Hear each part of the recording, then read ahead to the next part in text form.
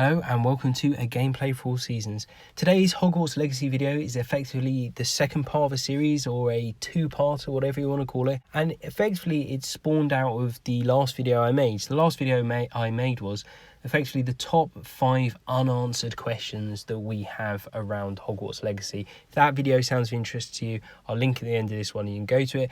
And what I thought, let's get a bit of balance. There's an awful lot of things we don't know about the game at the moment, but there are also quite a lot of things we do know about the game at the moment, and some of them we may take for granted because there's other stuff we want to know, and maybe we don't sit back and appreciate how good some of those other things are that we know. So in this video, I'm going to be going through the 5 best things that I think we know the answers to so far. If you like Hogwarts Legacy, I say on every video, make sure you hit the subscribe button so you don't miss out on future content or any other videos like this. So the first thing that I want to talk about that we currently know in this game is, number 1, you can be your own character. Now, I love playing games like Horizon Zero Dawn, where you play Aloy, and she's a really fascinating character. You'll play God of War, again, a really good, strong main character. And this game's going to be a bit different, because in this game, we are making our own character. You can be a witch, a wizard, or whatever you want to be, and you can make their own personality as well. It sounds like that is not going to be set. And I think for a game that is set at Hogwarts, what people want to do in this game, in this AAA sized Hogwarts game, is put their own character that they want to create into the school. So I think it's really, really good in this game that we are able to be our own character and do what we want with that character. I say it all the time, but it's really good for replayability, because if you want to play characters with different personalities, you can go ahead and do that. Not just different houses, personalities, looks, whatever you want to go for, you can do it. And I think that's great. So number 2 then is the fact that this game is set in the late 1800s.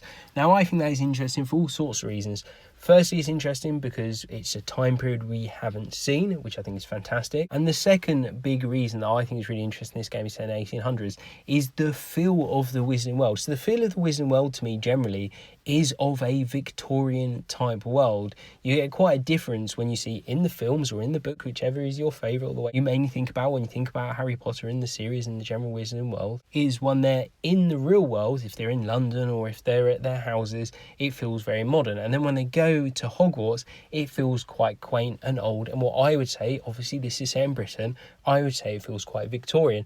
So I think the game being set in the Victorian time is going to be interesting.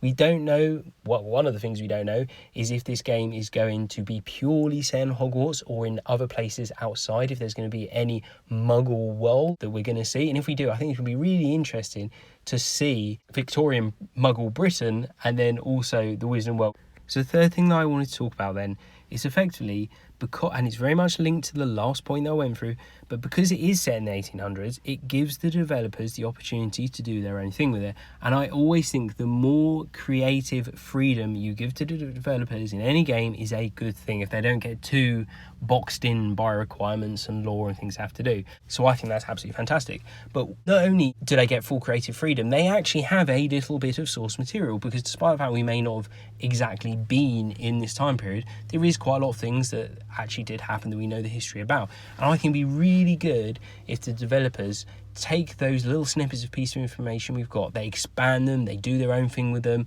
and they sort of create something that very much feels very tied to the Wizarding World, but also their own thing. So I think that really sets itself up nicely for this game to be a good game, I hope. So the fourth thing that I want to mention then is one of the places that we know is going to be in it, which is Hogsmeade. So we know that it's going to be set in Hogwarts, you can kind of tell that from the title. But it's not just Hogwarts, it's Hogsmeade as well. And it's kind of old news because we knew that straight away that we were at Hogsmeade. But if we think about that, Hogsmeade is an interesting place. It's going to be a living, breathing town. And it's going to have lots of the shops there that we're used to. You're going to be able to go into the different inns that are there. In fact, I made a whole video about all the different shops you'll be able to go to at Hogsmeade.